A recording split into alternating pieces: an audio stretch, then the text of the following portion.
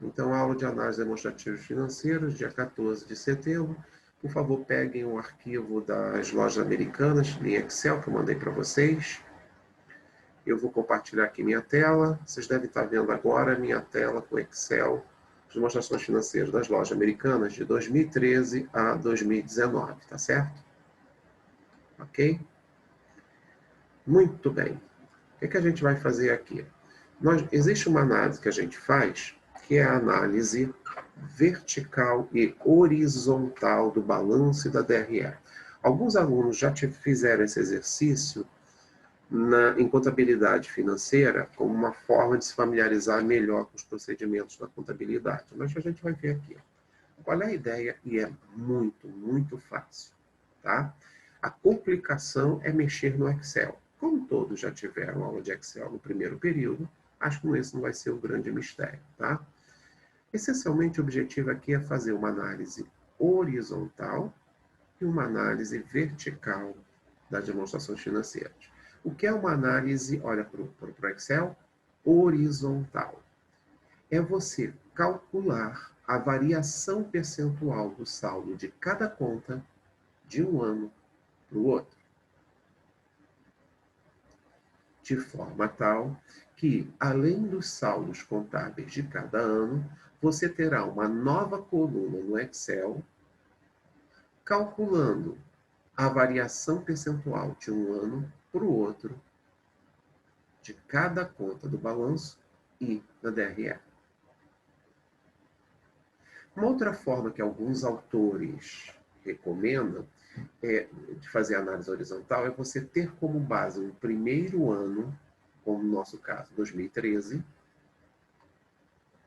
e fazer este como a base de 100%. E calcular o saldo de cada conta, quanto ela variou no acumulado ao longo dos anos, em função do saldo dessa respectiva conta no primeiro ano, no nosso caso, 2013.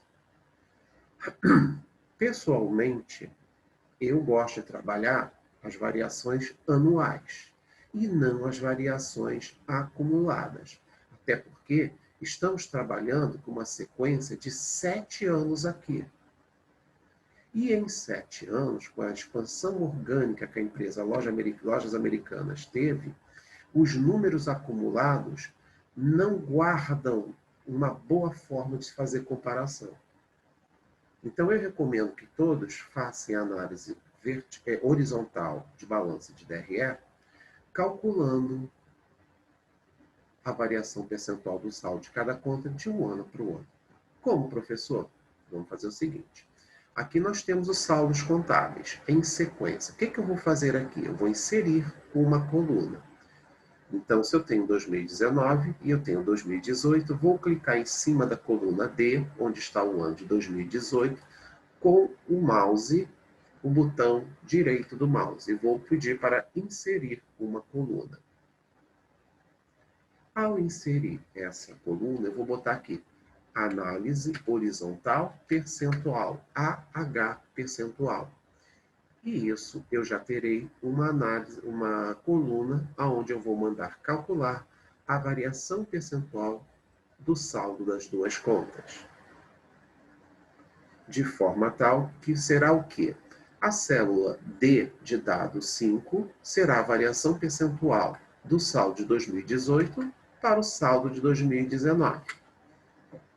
Como se faz isso, professor? Eu aperto igual e vou sempre fazer a seguinte conta. Abro parênteses. O saldo final dividido pelo saldo inicial, fecho parênteses, menos 1. Por fim, eu vou na página inicial do Excel, aqui no cabeçalho, no ícone percentual, clicar uma vez, e depois eu vou no outro ícone que está mais à direita, aumentar casa decimal, e vou aumentar uma casa decimal. Pronto. Agora eu tenho o dado de que o saldo de caixa e bancos variou de 6,8 bilhões para 6,2 bilhões de um ano para o outro, em 7,7% negativo. o saldo de caixa e bancos variou 7,7% negativo. Agora, é só eu copiar até o final, onde está o total do ativo, e deletar as células que estão em excesso. Eventualmente, como eu tenho subtotais em negrito, você também pode deixar os subtotais em negrito. Pronto. Agora eu tenho os percentuais de variação de cada conta do ativo entre 2018 e 2019. Repito esse procedimento para todos os anos. Clique em cima da coluna de 2017, letra F, com o mouse da direita, insiro uma nova coluna. Vou clicar em cima da coluna que eu acabei de calcular a variação entre 2018 e 2019 e apertar Ctrl C para copiar. Desloco meu cursor 2 colunas à direita e aperto Enter. Olha que dificuldade que é calcular a variação percentual dos vários anos. Tá legal? É isso que eu quero que vocês façam agora com as lojas americanas. Eu quero que para o balanço e para a DRE, com exceção de 2013, pois é o primeiro ano, vocês calculem a variação percentual de cada conta. Alguma dúvida? Não? Tá bom? Calcule a análise horizontal. Vou dar 5 minutos para vocês fazerem.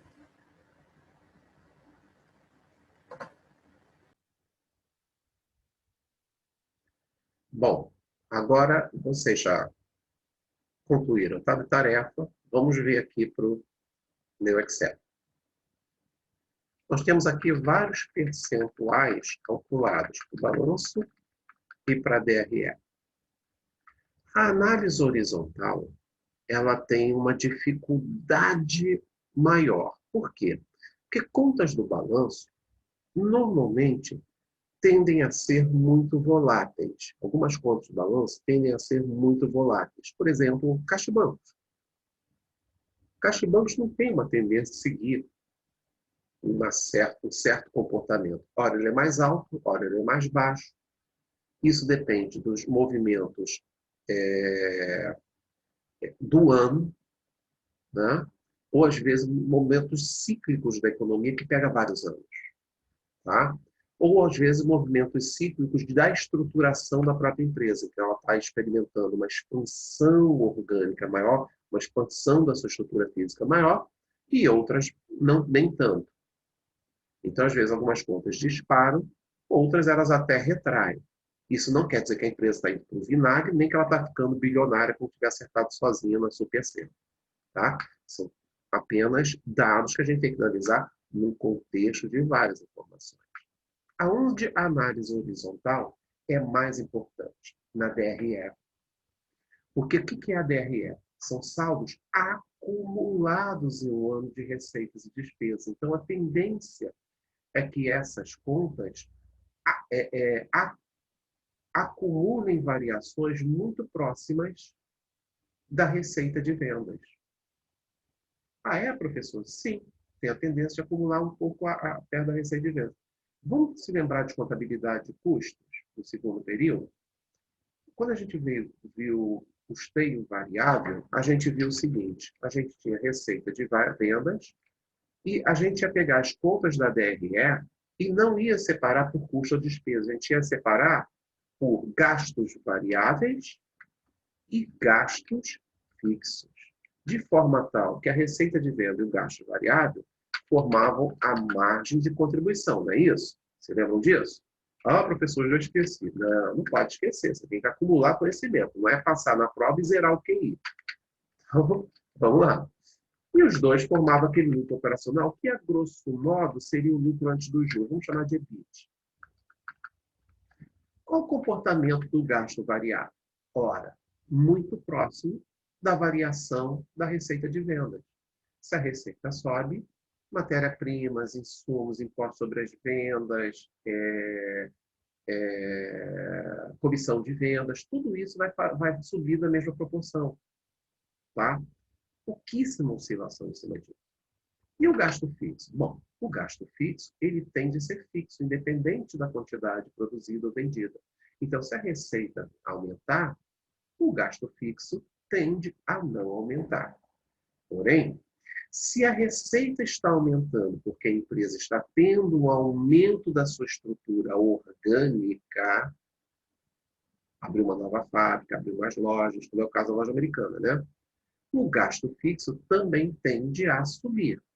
Porém, para que a empresa se mantenha lucrativa, o ideal é que o gasto fixo suba numa proporção menor do que a receita de vendas. Porque se ele subir numa proporção igual à receita de vendas, ele deixou de ser fixo, passou a ser variável. Faz sentido isso? Alguém quer fazer alguma pergunta sobre isso que eu falei? Não? Tá bom. Então, Professor, só uma coisa.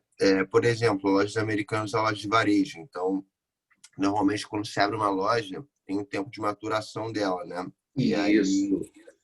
eu queria entender, por exemplo, como você faz esse ajuste pelo tempo de maturação dos aumentos do custo fixo, né? Que é algo de imediato, mas a Excelente receita... pergunta. Excelente pergunta. A loja americana ela adota já há uns 10 anos a seguinte política estratégica.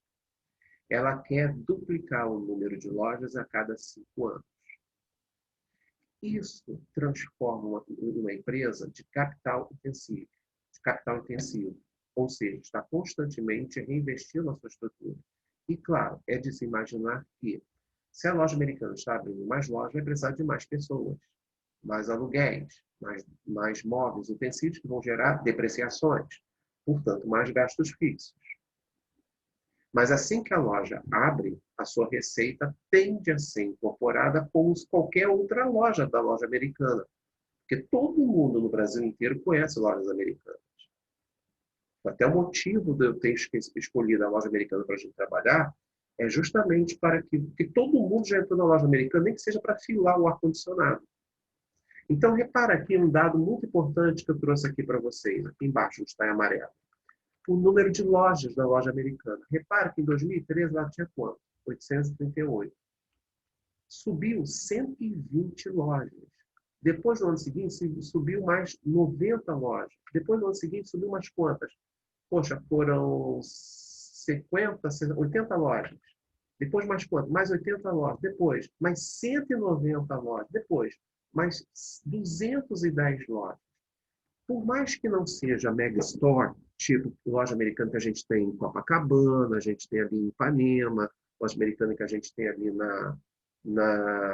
no centro da cidade, ali na rua Uruguaiana, não são mega stores. Eles estão fazendo muita expansão de loja, tipo, são dois tipos. Um é Expresso e tem um outro loja também que eles estão fazendo. Enfim, desculpa, elas são bem pequenininhas mesmo.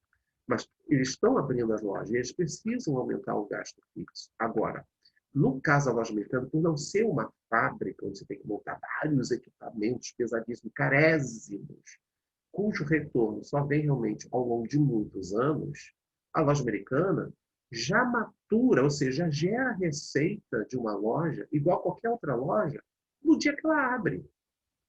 Faz sentido para você, querido? Desculpa, eu não vi aqui, porque quando eu estou compartilhando a tela, eu não vejo quem está falando. Quem foi que falou aí, por favor? Não fui eu, Thiago. Não, fez O sentido, sim.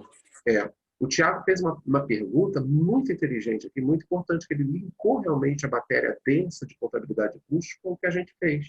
Ele falou o seguinte, professor, mas quando se abre uma loja, o gasto fixo ele aumenta, mas a receita só começa a ser gerada, às vezes, depois de algum tempo. Isso não acontece muito na loja americana, porque a loja americana é uma empresa comercial. Se ela fosse uma indústria, eu concordaria com ele. Muitas vezes, para montar uma fábrica, você gasta durante 1 ano, às vezes 2 anos, para montar uma fábrica. Depois, sim, você começar a fabricar um novo produto, e às vezes a receita demora a ser conquistada, porque você está fabricando um novo produto ali. Se for uma empresa de mineração de petróleo, gente, você fica investindo, às vezes, 2, 3, 5 anos para montar, por exemplo, uma plataforma no alto mar, tá? na bacia de Campos lá. Demora 5 anos até você transferir essa cidade, né? Essa cidade que a Petrobras tem que montar em alto mar, demora uns 4, 5 anos para você montar. Então, são investimentos pesadíssimos de ativo fixo, que aí sim, tu começa a gerar receita depois de 6, 7, 8 anos depois. E depois você instalar a plataforma, você ainda demora, às vezes, 1 ano a estar produzindo em pleno emprego ali. Ou na meta que ele estabeleceu. Tá bom? Tem que furar a pedra, tem que pegar o petróleo. O primeiro petróleo que sai nunca é de boa qualidade. Tá legal? Bom, essa estrutura, receita de vendas, gasto variável, formando margem de contribuição e gasto fixo, formando lucro operacional, é totalmente diferente da DRE. Porém, quando a gente pega uma empresa comercial, ele guarda algumas similaridades, gente. Receita de vendas não há o que falar, é receita de vendas. E o EBIT também não há o que falar. É o lucro operacional da empresa. O problema está no between, entre a receita e o EBIT. O que compõe aqui o gasto variável? Essencialmente, boa parte não, como é empresa comercial, todo o custo de mercadoria vendida e algumas, bem raras, despesas operacionais. Por exemplo, se alguém nas lojas americanas ganha por comissão de vendas, ganha em função do volume de vendas, tá? E no gasto fixo, essencialmente é despesa operacional, excluindo o que foi para gasto variável. Então, numa loja comercial, é uma coisa bem interessante, no meio é lucro bruto, tá? É uma coisa bem interessante. Numa empresa comercial, é praticamente, com mercadoria vendida, é assim, 90% do gasto variável. E todas as despesas operacionais formam, assim, tipo, 90%, quase 100% dos gastos fixos. Então, quando eu olho a DRE, da loja americana, eu olho aqui, dentro do lucro bruto, em cima, o lucro bruto é muito parecido com a margem de contribuição. Onde eu quero chegar, gente? Eu quero chegar aqui. Essas contas que estão acima do lucro bruto têm que ter um comportamento como se fosse variável. Tem que variar muito próximo da receita de vendas. E o que está abaixo do lucro bruto, onde eu vejo aqui despesas operacionais, gerais, administrativas e de vendas, tem comportamento de gasto fixo. E você pode extrapolar essa interpretação para quase todas as empresas estão fazendo. Um pouco mais de carinho quando você estiver falando com indústria, tá? Nem sempre é tudo assim tão retilíneo. Por quê? Porque a gente viu custo de mercadoria e a gente viu em contabilidade de custo. Dentro do custo, por exemplo, tem mão de obra, que aqui é tratada como despesa operacional fixa. E se a gente analisar uma mão de obra de uma empresa, ela é essencialmente gasto fixo. Por quê? Porque todo mês, produzindo ou não, você tem que pagar o salário dos seus supervisores, dos seus operários. Então, deixa de ser uma característica de gasto fixo. Tá? Então, vamos lá. Vamos aqui, então, analisar. Eu consigo observar que, por exemplo, vou grifar aqui em amarelo. Em 2019, 2014, a receita deu um pulo de 20%. Mas aí começou a crise econômica a partir de 2014 e ela não experimentou assim tantas expansões. Quando chegou o ápice da crise em 2015, pronto, acabou o varejo no Brasil, olha lá. Já não foi um negócio assim tão feliz. Então, o que eu posso grifar, por exemplo, em verde. Aqui eu boto em amarelo e aqui, que foi uma crise, eu posso grifar em rosa, por exemplo. Não quero que vocês, no trabalho de vocês me tragam tudo pintadinho. Não quero isso. Tá? Eu quero que vocês analisem. Você pinta aqui enquanto você está analisando. Bom, grifei a receita. Agora, o que eu posso dizer? Olha, os custos de mercadoria vendida deveriam estar variando muito em linha com a receita de vendas. Se não estiver, o que pode estar acontecendo, gente? Sugestões.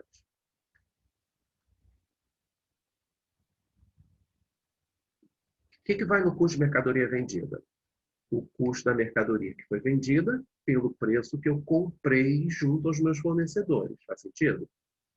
Estamos falando de uma empresa comercial.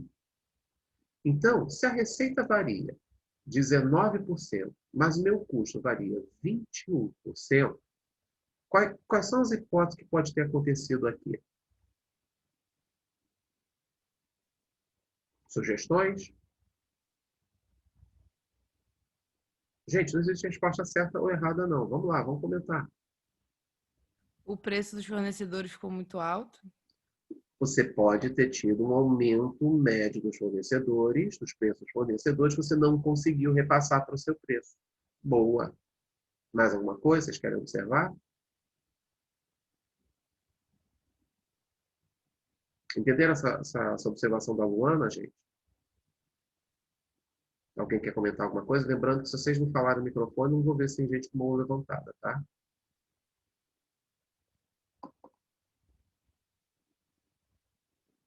Então, seguindo.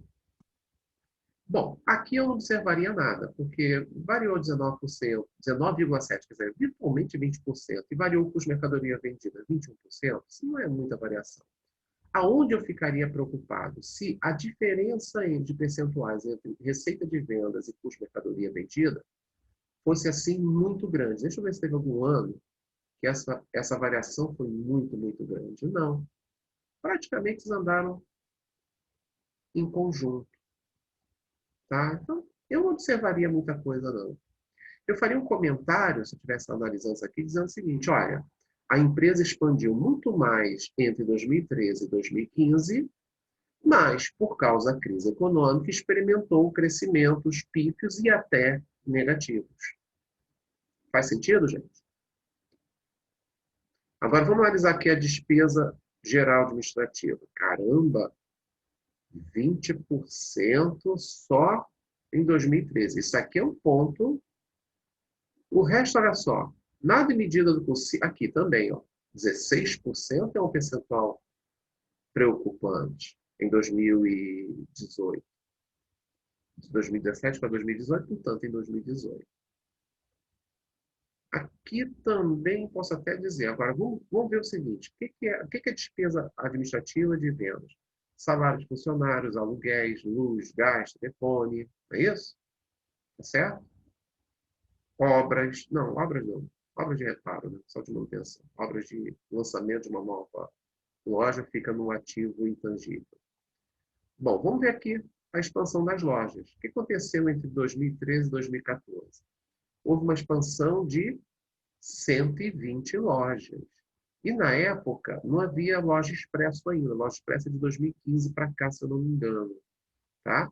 Então era só a Mega Store que eles estavam fazendo. Então é natural que contratasse muito mais gente aqui.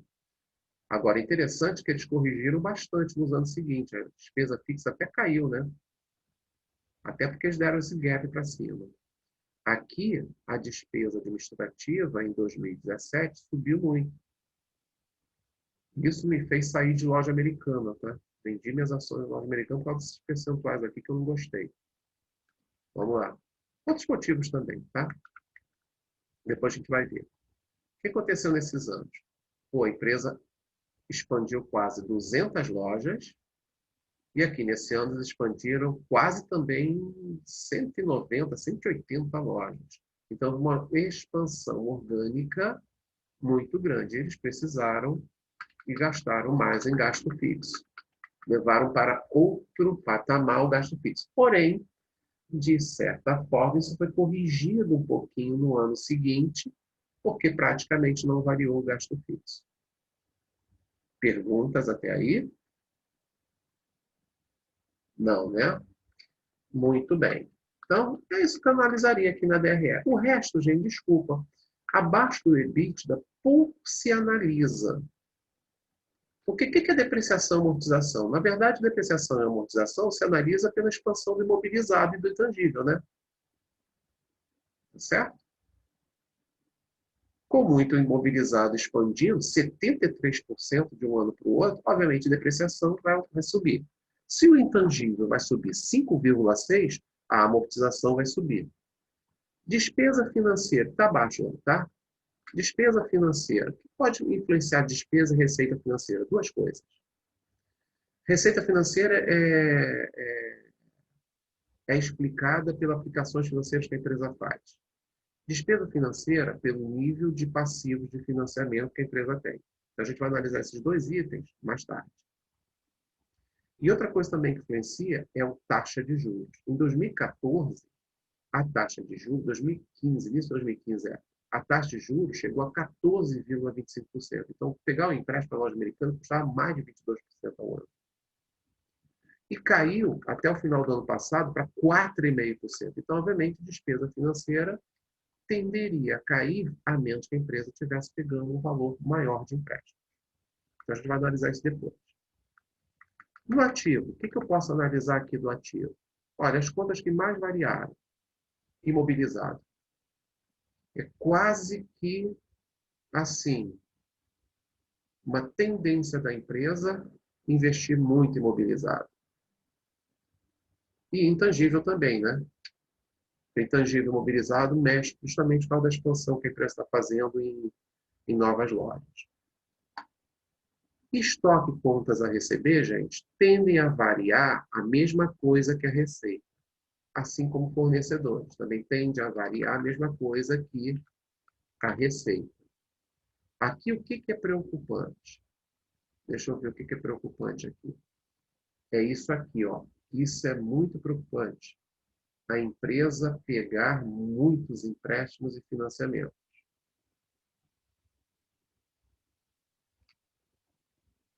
Muitos passivos financeiros. A empresa está expandindo muito seus empréstimos.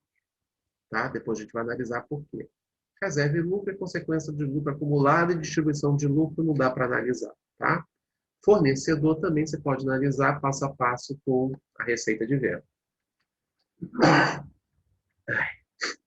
Saúde, obrigado, nada. Bom, aqui fornecedor também ficou um pouquinho alto. Tá? Depois a gente pode analisar por que isso aqui ficou alto. Entenderam a análise horizontal, gente?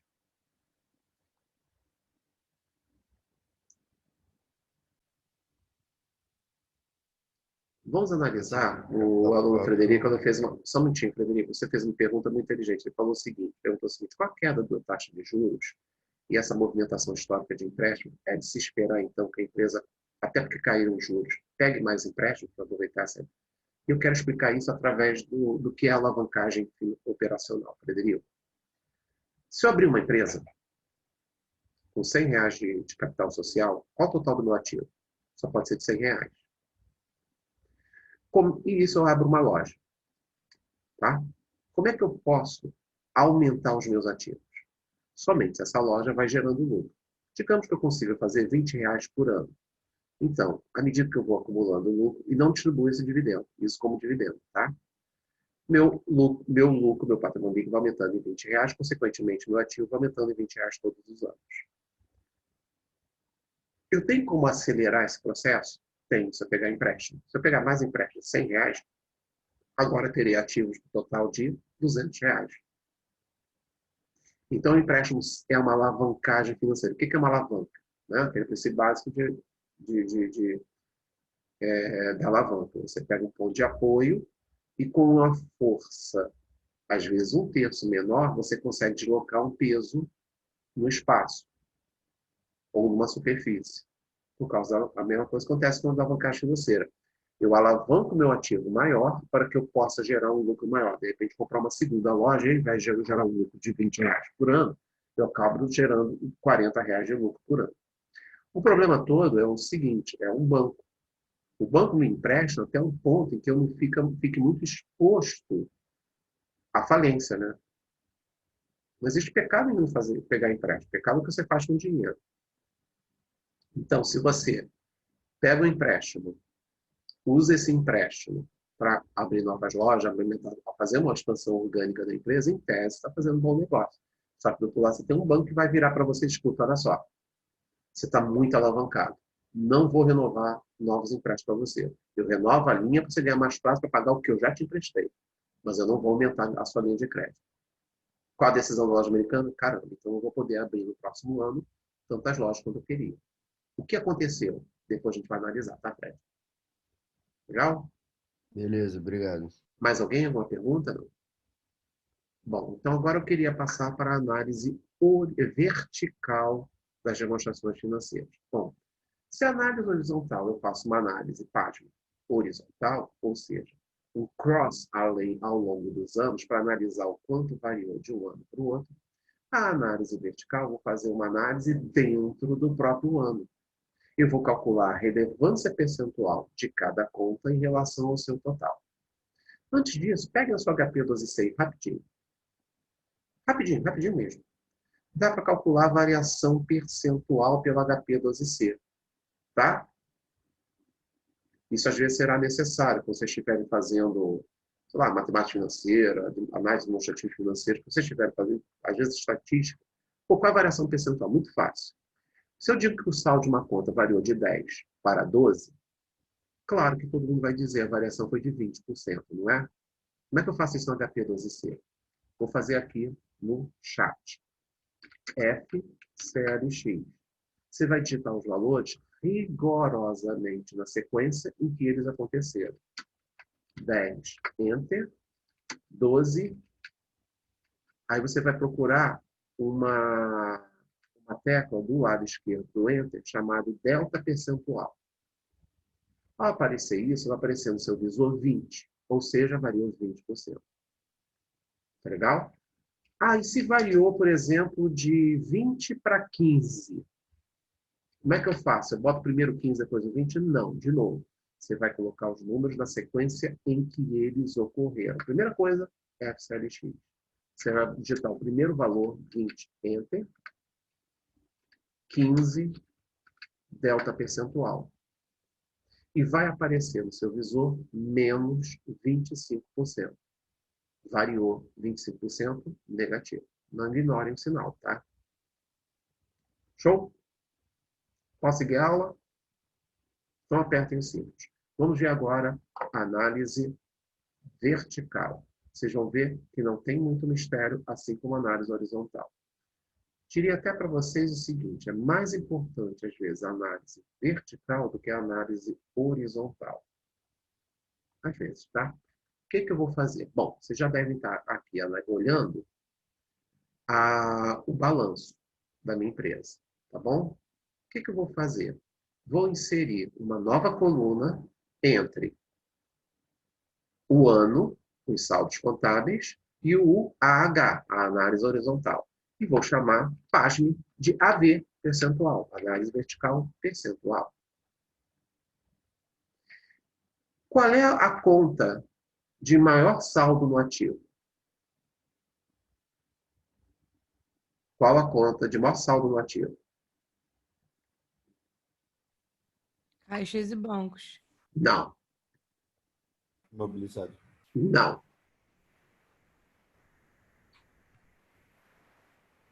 Qual o maior saldo que eu tenho no ativo? Circulante. Hã? Circulante. Quase. Não. Olha para cá e me diz qual O é. ativo. Isso, garoto! Muito bem. Total do ativo, que é igual ao total do passivo. Então, eu vou fazer o seguinte. Eu vou calcular quanto cada conta representa em função do total do ativo. Difícil, gente? É ou não é fácil? Agora, eu vou calcular quanto é essa representação percentual. Fazendo uma fórmula simples de Excel. Igual. Vou aqui pegar o caixa e bancos, célula C5, barra, vou no total do ativo, mas preste atenção. Depois que eu fizer essa fórmula, vocês concordam que eu vou querer copiar para baixo? E vocês concordam que depois de fechar esse ano, eu vou querer que eu copiasse as mesmas fórmulas para todos os anos? Então, eu preciso travar essa célula. Onde é que eu vou travar? Na coluna, na linha ou nos dois? O que vocês acham? Alguém deve estar se perguntando, o que é travar Só no mesmo? ativo. Eu tenho que travar o quê? Somente no ativo. Somente no ativo? Mas no ativo de cada ano. Então, eu vou travar, não vou travar nos dois, vou travar apenas na linha, de forma tal que quando eu copiar para baixo, ele vai continuar como C20. E quando eu copiar para os outros anos, ele vai continuar aqui mudando para todas as linhas 20 onde estão o ativo. Então, vai ficar C $20. Vou aqui na página inicial do Excel no menu de ícones, vou clicar em percentual e vou abrir uma casa decimal. Pronto. Já sei que Caixa e bancos representam 18,9% dos 33 bilhões do ativo. E agora vou copiar para baixo. Pronto, copiei para baixo. Pasme, o total do ativo vai representar 100% do total do ativo. Se você encontrar aqui embaixo um percentual diferente de 100%, pode ficar tranquilo. Você errou. E vou tirar os excessos. Vou deletar as linhas que têm excesso. Não há necessidade de eu calcular relação percentual onde não tem saldo. E eu posso até, para ficar bonitinho, formatar em negritos totais e subtotais. Pronto. Acabo de calcular a análise vertical de 2019. O que eu vou fazer agora? Vou fazer a mesma coisa para os outros anos. Vou inserir uma coluna à direita de cada ano e à esquerda de onde eu calculei a análise horizontal. E vou cobrir o primeiro ano que eu calculei, apertar Ctrl C como copiar. E vou no cabeçalho aqui, vou dando Ctrl V em cada ano. Olha só, calculei a análise vertical do balanço em menos de 5 segundos. Muito bem, façam vocês a mesma coisa. Professor, Diga. oi. Ali na análise horizontal, a gente teve que travar alguma Não, célula? não precisa. Na análise vertical, sim. Na análise horizontal, não. Aham, show. Show não, show. Vamos lá, hein? Eu vou fazer aqui e depois que eu acabar, vou dar 1 minuto para vocês fazerem. Tá? Quem não acabar, o último a acabar, vai ter que cantar o hino do Botafogo em espanhol. Mãos à obra.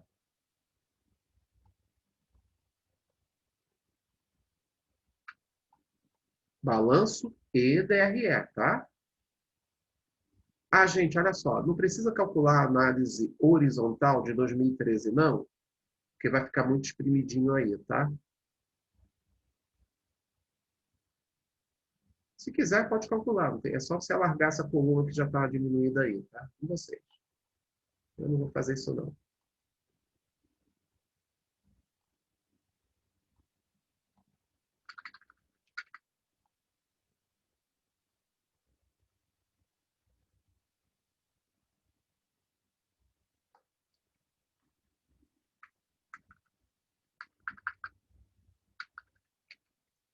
Uma coisa assim que você mandar calcular no balanço, o total da receita, perdão, verifica se o total do ativo e do passivo foi sempre de 100%. No meu caso, está dando, tá? Agora, professor, como é que eu faço a análise vertical da DRE?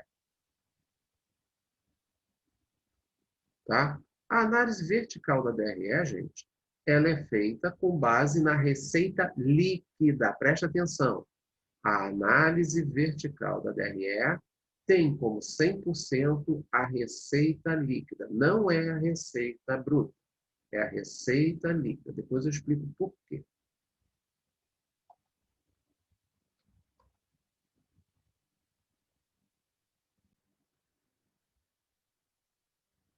Quando a gente faz análise horizontal e vertical, gente, é importante a gente saber disso. Existem contas como outras contas, despesas e receitas, são outras despesas e receitas assim, bem esporádicas da empresa, que você não vai analisar. Tá? A menos, é claro, que tenha um saldo muito alto.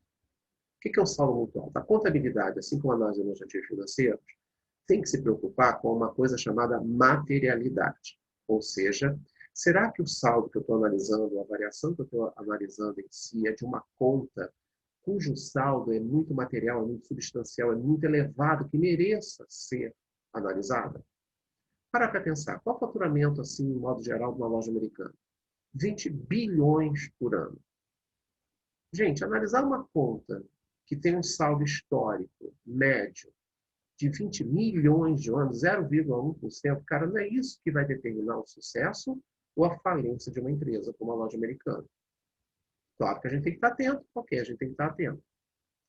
Agora, a gente pega em outras despesas operacionais, ou ajustes, que tem lá depois do lucro antes de imposto de renda. Aí tem um saldo muito grande, que é mais que 5% do faturamento. Talvez você vá lá na loja, na nota explicativa, aí que a nota explicativa é importante. Vai lá na nota explicativa e vê o que se refere àquele outras. Procura, aliás, na DRE, o que você classificou ali, que às vezes você fez o agrupamento de 2, 3 contas. Vê o nome da conta se ela explica alguma coisa. Se não explica, vai na nota explicativa para ver o que está dentro daquele saldo daquela conta. E vê se você se convence que é alguma coisa que possa comprometer, tanto para o bem quanto para o mal, o futuro da empresa. E se ela narra lá, olha, realmente nesse ano teve 142 milhões de reais. Pô, nunca teve mais que 20 milhões nessa conta. Por que tem 142 milhões de reais nessa conta? Deixa eu analisar.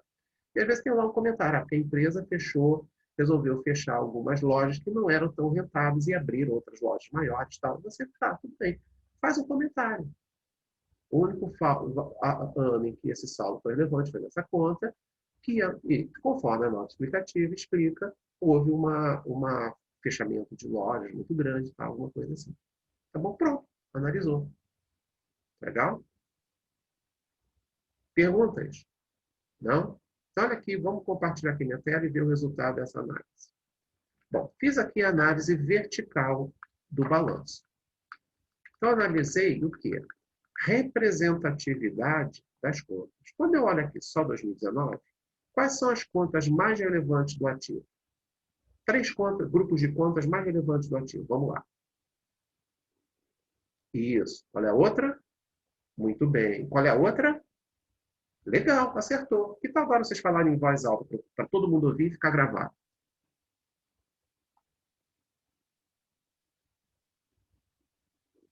Aí foi imobilizado, Imobilizado. Vou até fazer Caixa e uma Banco, corzinha diferente. Vou botar azulzinho. Caixa e bancos, tá. E realizável a longo prazo. não é nem o realizável a longo prazo. Para pensar, aplicação financeira, né? Aliás, gente, vamos sempre analisar caixa e bancos e aplicações financeiras como se fosse uma conta só, sempre, em qualquer empresa. Por quê, professor? Porque, na boa, o que são aplicações financeiras? Se para pensar. Basta para pensar que é com você. Ah, você tem R$ 1.000 na carteira para passar o mês. Ônibus, ir ao cinema, piriri, pororó. Mas se você tem R$ 30.000, você não vai deixar na carteira. Você não vai deixar parada na tua coisa. Vai fazer uma aplicação financeira, não é? Por um prazo que você acha que não vai usar o dinheiro. A mesma coisa a empresa. Então, você tem que analisar sempre uma coisa chamada disponível ou disponibilidade, que é caixa e banco das aplicações financeiras. A gente viu aqui, ó. A gente viu esse conceito aqui embaixo, nas aulas anteriores. Tá?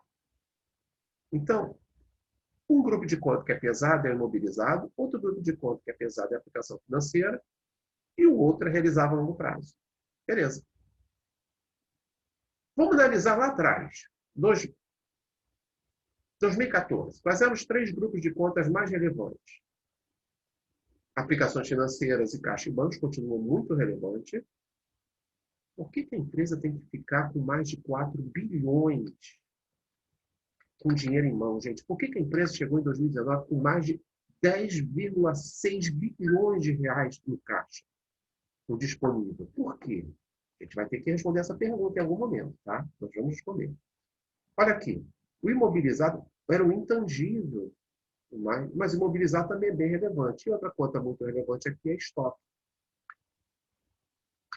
Então, repara, ao longo dos anos, o estoque era relevante, não deixou de ser relevante, eu diria até que a 4ª conta mais relevante aqui, tá? Ok? Não deixou de perder sua relevância, mas ele perdeu representatividade percentual ao longo dos anos. Depois a gente vai ter que analisar por que essa queda, 17% para 10%. A gente vai ter que analisar isso em algum momento, tá? E aí a gente pode analisar durante todos os anos. Se para pensar, olha só. O imobilizado e intangível sempre foi muito relevante para a empresa. Aliás, esse ano, o imobilizado cresceu mais do que o intangível. Aqui caberia se olhar. Por que o imobilizado cresceu tanto? 73% em 2019. Olha lá como aparece aqui na análise horizontal. ela saiu de 12,9% para 19% total da ativa. Por quê? Porque o imobilizado esse ano subiu 73%. Eu iria na nota explicativa de loja americana, aliás, eu dever de casa para vocês, e tentaria analisar por que essa conta subiu 73%. E tentaria identificar qual foi ou quais foram as contas que mais subiram. E se existe algum comentário ali. Com certeza, de alguma forma, terá um comentário no relatório de administração. Vamos para a DRE. DRE. Eu botei a receita líquida como 100%. E vamos analisar aqui, olha só. Custo de mercadoria vendida era 63%, 65%, 67%, 70%, 71%, 70%. Olha só como o custo de mercadoria vendida foi perdendo representatividade percentual ao longo dos anos. Já significou 70%, 71% da receita, e agora significa apenas 63%. Sugestões do que pode ter acontecido para o custo de mercadoria vendida perder tanta representatividade percentual? Vamos lá, queridos. A gente está analisando as Americanas só as lojas ou o grupo inteiro? Todo negócio, todo business da loja americana, consolidado. Inclusive a B2W, a B2W. Então, como virou marketplace, a mercadoria vendida tem custo muito menor. Justamente. Eu aumentei minha margem, pois meu custo... Ou, das duas, uma. Ou eu estou vendendo mais com um preço menor, então estou sufocando meus fornecedores, ou eu estou conseguindo trabalhar com um preço um pouquinho maior do que na média que eu trabalhava no passado. Faz sentido isso, gente? Que o colega falou? Então, repara, nós estamos trabalhando uma SA aberta no terceiro período de faculdade, na terceira aula do curso, e a gente já está identificando tendências comerciais da loja americana. Ela está trabalhando com margens maiores. Uma margem comercial maior. Pode ser que ela esteja sufocando o fornecedor, pode ser que ela esteja conseguindo vender com preço maior do que na média que trabalhava, tá? Ou até pode significar o seguinte, que o mix de vendas que eu tinha no passado tinha uma margem menor do que o mix de vendas deste ano. Porque o custo de mercadoria vendido, na verdade, assim como a receita, é um mix de vendas que a empresa fez. Como ela abriu o marketplace, como o colega bem falou, nos 2 últimos anos, foi assim, um grande boom da loja americana feito um marketplace, e esse ano é o que vai sustentar a loja americana, com certeza vão ser as vendas pela internet, já que o varejo todo fechou durante pelo menos 6 meses. O que vai acontecer aqui? Ela provavelmente já está trabalhando com mercadorias de maior valor agregado. Como assim, professor? Vocês concordam que o valor agregado de uma balinha pode não ser tão bom quanto o valor agregado, por exemplo, de um eletrodoméstico? Legal? Ou de chocolate não é tão assim, uma margem tão boa quanto, por exemplo, deixa eu ver outro produto que eles vendem lá, por exemplo, sei lá, se ainda vendem CD, DVD, tá? As margens do CD e DVD são muito maiores, tá legal? Do que do chocolate.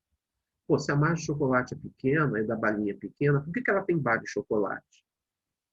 Para trazer o cara para a loja. Afinal, quem nunca passeou com uma criança, a criança, pai, mãe, ou então irmãozinho, irmãzinha, priminho, compra um chocolate para mim. Você vai onde? Na loja americana, satisfazer a molecada, não é? E, em consequência, parou e você viu. Ih, olha só que bacana, tem um DVD daquele filme que eu queria. E você compra? Quem nunca, né? Pois é. É que nem joalheria. Se for numa joalheria e perguntar, vem cá, qual a tua margem no relógio? O cara vai dizer para você, cara, relógio, de todos os meus produtos, eu tenho a pior margem. Então, por que você tem tanto espaço para relógio? Porque a pessoa entra por causa do relógio, às vezes. Principalmente do sexo masculino. Ele entra na loja, não é para ver aliancinha, correntezinha. O homem não se liga muito nisso. Mas, às vezes, é um casal e o homem foi atraído para dentro para ver um relógio. Nisso, rebocou a namorada, a esposa e tal. Pronto. Está feito a alavancagem da venda, tá? Vende o reloginho com uma margem menor, mas empurra uma joia com uma margem maior. Tá legal? Beleza. É isso aí, meus queridos. Vocês não querem estudar marketing? Perguntas. Bom, vamos analisar agora a análise aqui vertical da DRE. Já analisei aqui o CMV. Vamos agora analisar aqui o EBITDA. O EBITDA. Olha só como o EBITDA trabalhou. Olha só, o EBITDA, o que é o EBITDA, gente? O EBITDA é o lucro da atividade econômica. O lucro da atividade econômica, gente, ele é, assim, a alma de um negócio para você analisar. Você tem que analisar primeiro o EBITDA de uma empresa. Não é só ver se tem lucro, você tem que ver se a atividade econômica gera lucro. Olha como a margem do EBITDA, que antes era de 13%, disparou para 18%. Graças a quê? Essencialmente por causa do custo de mercadoria vendida que ele está tendo. E, nos últimos anos, né, também está se esforçando, não, nem tanto. Nem tanto. A analisar, isso aqui está errado. Esse aqui. Olha lá, saiu de 13,3%, 14%, foi para 18%. Foi muito mais por causa da margem comercial. Tá legal, gente? Esse é lucro bruto aí. Bom, professor, como a gente apresenta isso no nosso trabalho? Gente, eu quero que vocês calculem para a loja americana análise vertical e horizontal, tá? Identifiquem esses valores aqui que eu botei colorido, tá? Vou fechar aqui. E eu quero que vocês tentem identificar o porquê dessas grandes movimentações. E depois, o que você vai fazer? Não é um dever para casa, é um dever para o segundo bimestre. O que você vai fazer? Você vai procurar fazer a mesma coisa para a sua empresa. Tentar identificar variações relevantes que te levem a questionar o porquê dessas variações relevantes. E você vai poder trabalhar isso. Então, está aí o balanço DRE da loja americana. Muito bem. Para casa. Para casa, então, o que a gente vai fazer? Primeiro, vamos identificar variações relevantes nas análise vertical e análise horizontal do balanço e da DRE das lojas americanas. Vai buscar nas notas explicativas algo que explique essas variações. Depois, você vai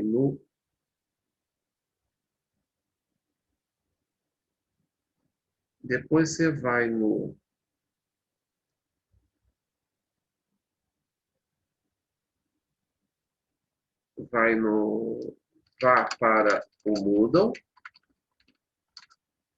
leia o arquivo 01E.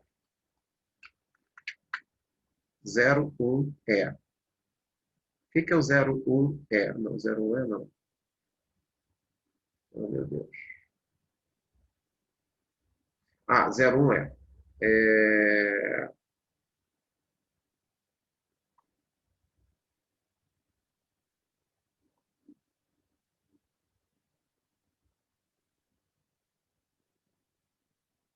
01E é loja americana, eu quero 01E. Como levantar a ADFs? Como levantar? A partir do demonstrativo do fluxo de caixa, o fluxo de caixa dos ativos e a demonstração de fontes, que, aliás, já era para vocês terem feito antes, tá? Ok? E se vocês pegarem aqui esse arquivo da loja americana, que eu já mandei para vocês, vocês vão ver por quê, como se fazer isso. A partir do demonstrativo de fluxo de caixa da loja americana, como fazer a análise, o fluxo de caixa ativo e demonstrativo de fontes já está aí dentro, tá? Mas o arquivo 01 ele também comenta, são 3 páginas onde ele comenta. Tá bom? Matéria já passada, que a gente já viu.